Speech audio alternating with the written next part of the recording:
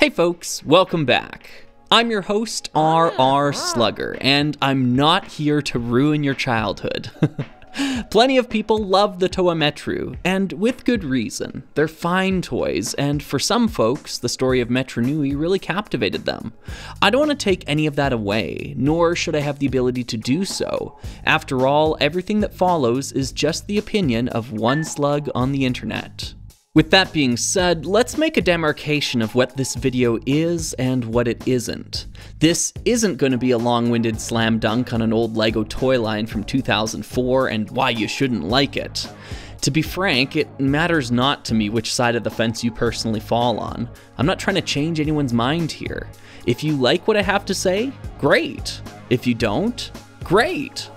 What I do hope to achieve with this video is to refute the claim that I so often see parroted online, that the Toa Metru took everything that the Toa Mata and Toa Nuva did and improved upon it, that the Toa Metru are just a flat-out upgrade to what came before. Now, I think it's reasonable to raise an eyebrow at my potential deconstruction of a straw man here, but in my own defense, I will say that through my dialogue with dozens and dozens of Bionicle fans over the years, no two share the same opinion. I can't say with certainty that any fan believes in every single point I seek to dispute here, but I'll try to address the most common arguments made. Does that sound reasonable? I hope so, but if it doesn't, well, that's your prerogative. I just want everyone to know what they're getting into here. This is also one of those videos that I highly recommend watching through once, if not twice, before leaving a comment. The script here is dense, almost as dense as the slug writing it. If you've got no skin in the game, hopefully you still derive some enjoyment from a friendly roast of a beloved LEGO toy line. And if you clicked on this video for Olivia Rodrigo, well, stay tuned. Let's start with the briefest of recaps. Bionicle was a LEGO toy line launched proper in 2001, featuring buildable action figures. 6 of these figures were deemed Toa and served as the heroes of the story. Retroactively, these original 6 figures have often been redesignated as Toa Mata to help avoid confusion. In 2002, the heroes underwent a change and became Toa Nuva. These are the same characters, but mutated, exposed to raw protodermis. 2003 didn't have a new wave of Toa, but 2004 brought us a fresh cast of characters in the Toa Metru, the topic of today's video. So what exactly did these new Toa bring to the table? Well, as everyone is always so quick to point out to me, greater articulation. The Toa Metru objectively have more points of articulation with the addition of knee, neck, and elbow joints. But is it as cut and dry as elbows equals better? I'd argue no, not if it comes at the cost of a far more crucial joint, shoulder articulation. Indeed, the Toa Metru actually lose a critical movement vector by attaching the arms directly to the gearbox. If we examine how this was handled on the previous Toa, we can see that while still allowing actuation with gears, the shoulder itself is a ball joint, allowing for freedom of movement that the Toa Metru could only dream of. What's more, the Toa Nuva actually made a subtle, simple change to the system that they adopted from the Mata that completely redefined how you could pose and play with the toy. Each set contained enough pieces for you to reorganize the gears provided to create a 2-piece bypass to the gearbox entirely.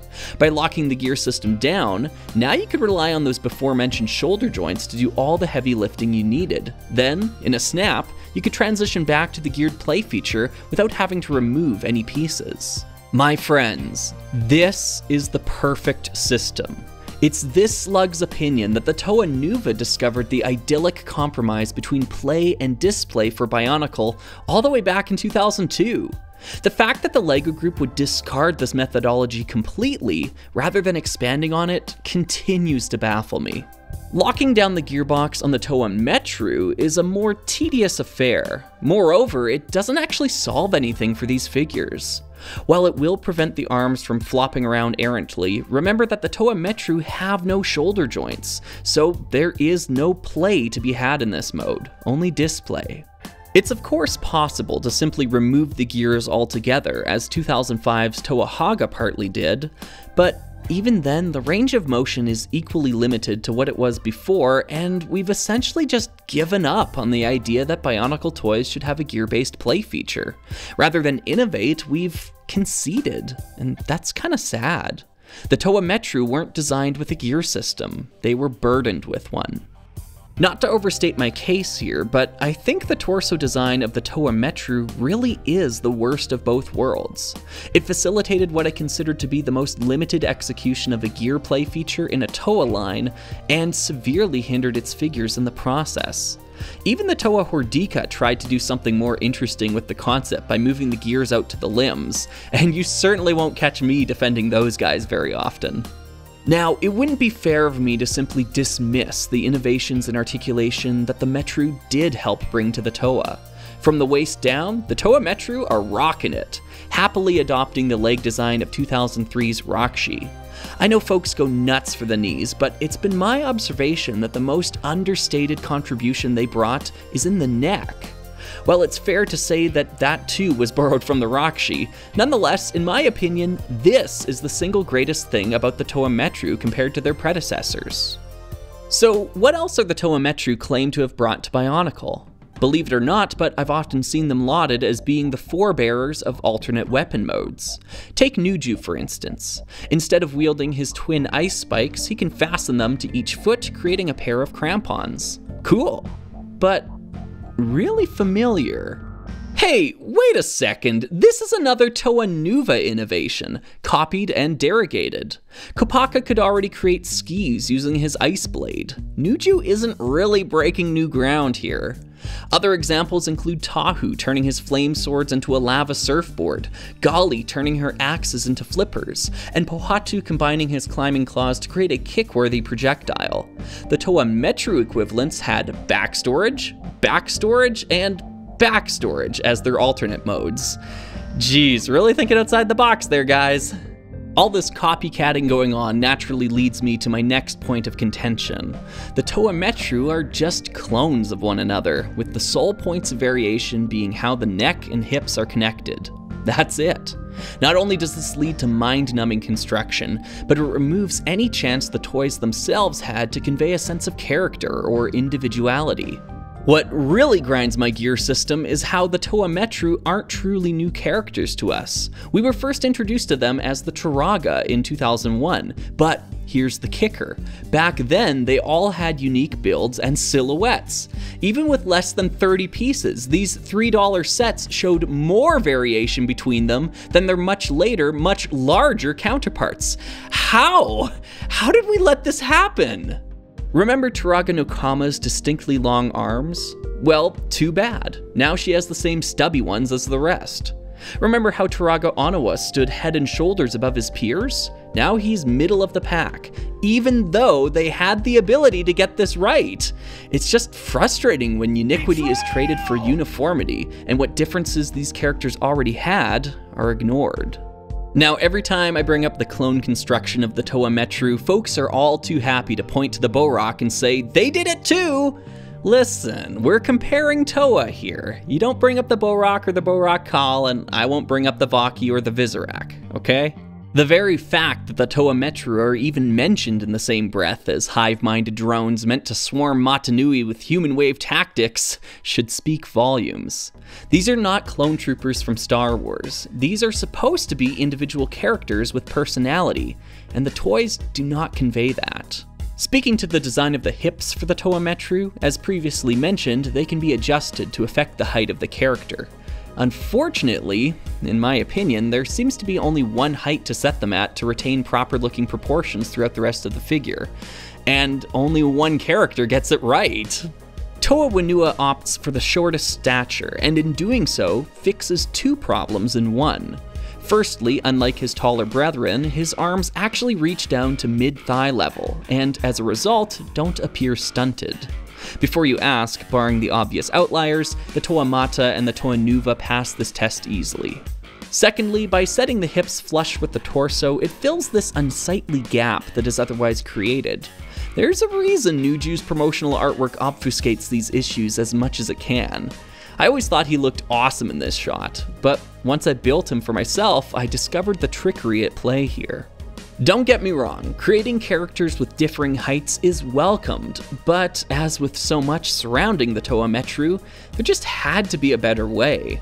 I look to Generation 2 Masters as a more positive example of how to do this right. To me, the Toa Metru just look wonky in a way that no prior or subsequent Toa would. Your mileage may vary though, there are obviously fans of this design out there. Likewise, there are fans of these colors out there too. I can't say I'm necessarily one of them, but I hope by this point in the video I've at least made it clear that it's not just the colors that deter me. In fact, I could totally get behind a muted color scheme, would that it not for the conspicuous lack of a secondary color to be found. Seeing a Toa Metru color scheme revamp like this furthers my conviction. Not only does it help these characters stand out from one another, something that was sorely needed already, but it also helps tie them back to their Toa Hagah forms as well, a true win-win scenario. Additionally, I posit that if they'd originally released like this, no one would be online telling me that they would all look better with gray parts instead. For those defending the shared grade secondary color so staunchly, please consider that it might just be a preference of the familiar at play. In order to defend the Metru designs, some folks are keen to tell me about the Toa Hagah. I assume they mean the winning builds from this canon contest and not the original sets from 2005, as those two did very little to change up the Metru formula. These mocks, on the other hand, are sure cool, but no. These are not Toa Metru builds. These are mocks using 20 years worth of pieces at their disposal, and that's not what we're talking about. We're talking about the Toa Metru as they were when they released in 2004, not how new parts would retroactively make up for their shortcomings years later. They should be able to stand on their own without anachronistic support. If you want to make the case that the pieces introduced by the Toa Metru would later go on to be a better building system than what we saw on Mata Nui, then that's a different discussion. A position that I might even agree on to an extent, but that's not these toys. To that end, I want to talk about my experience with these toys as they released in 2004. In a previous video, I discussed how the waning focus of the Bionicle storyline had already dulled my interest, but the demands made by the Metru system of design ultimately severed my connection with the series. Fans of Metru Nui are often quick to point out how the 2004 line featured all new exciting pieces to build with, but that's a bit of a double-edged sword. When I first got Toa Nuva that year, I was intrigued by all the posing possibilities, but I was more than a little put off by how they essentially represented a closed system end to end. None of the limb pieces in my collection interacted well with him, as it appears there was a whole new building system at play here. Not only that, but the advent of dark bluish gray within every figure ensured that if I was going to follow Bionicle where it was going, I would have to do so by willingly leaping with both feet, leaving behind everything I knew. I didn't take that leap, and judging by many of the comments I've read in the past, I don't think I'm alone in that. Metru Nui was a major friction point, and I've got to imagine that folks who continued mostly stayed with it to the end, whereas folks like me were left behind on Mata Nui. Speaking for myself, this is not due to some kind of nostalgia or unwillingness for change. It was due to deeming the price of admission to Metru Nui as being too high. All it offered at the time was a slightly more posable but otherwise watered down Toa design compared to what I was already familiar with. This leads me to what perhaps is at the heart of the matter for me. Bionicle was slowly ceasing to be Bionicle. In order to explain what I mean, let's talk about the masks. I've often heard folks regard the original Toa's mask play feature as a gimmick. My brother in Mata Nui, the masks are Bionicle. Without an emphasis on the masks, these toys become Technic action figuremen, and that's neither unique nor appealing to me.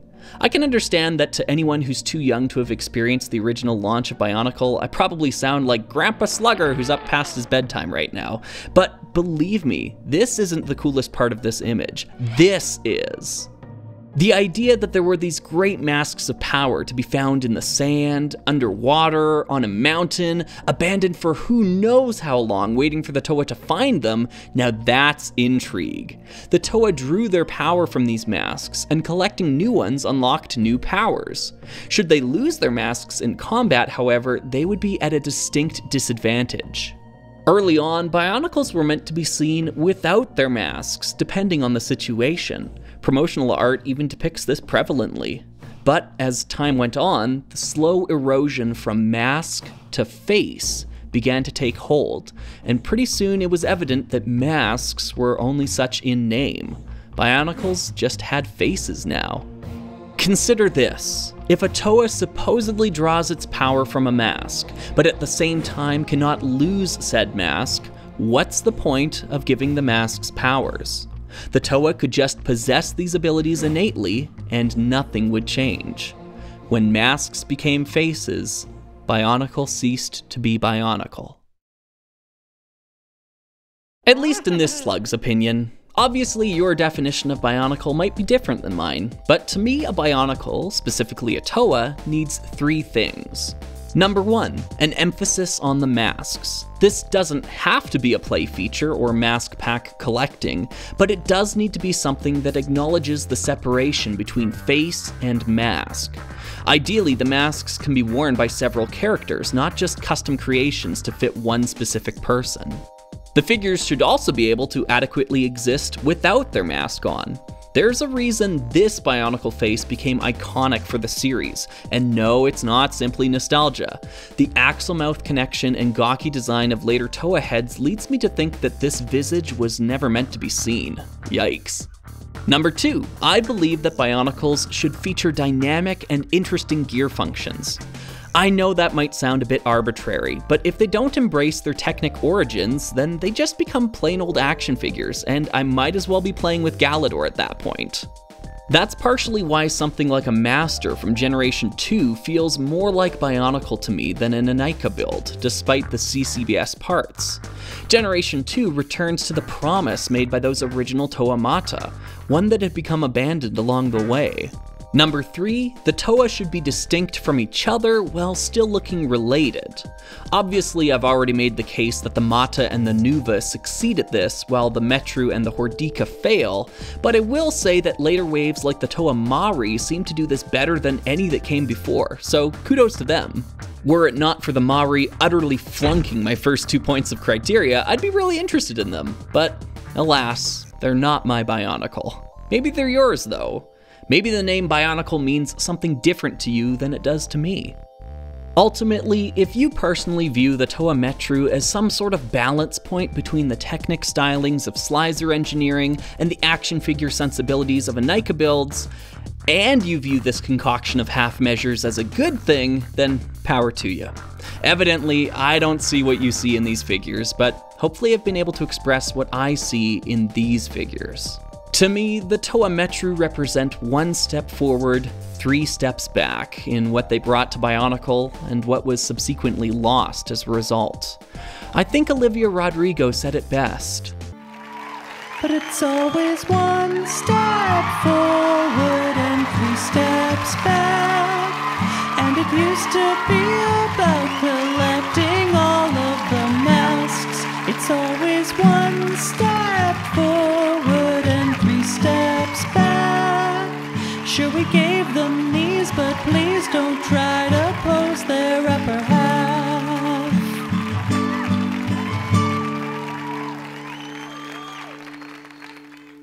Thanks for watching, everyone. Who knew Bionicle could be such pleonastic plastic? I played with my Bionicles a ton growing up, always ripping them apart and building new things. The fact that I was able to reassemble even these few that we see in the video is a minor miracle. Please don't jump down my throat if I got some builds wrong or used the incorrect axles or whatever. It was a Herculean effort to even get them back to this state, so hopefully you can forgive me for not presenting them in the most flawless light. I know I like to poke fun at this fan base, but I really do care about Bionicle. Just not most of it, apparently. Like I said, what I love about Bionicle is probably not what everyone else loves about it. To me, just because it says the name on the tin does not make it a Bionicle in my eyes. I've been your host, RR Slugger, and I'll see you next time for another video.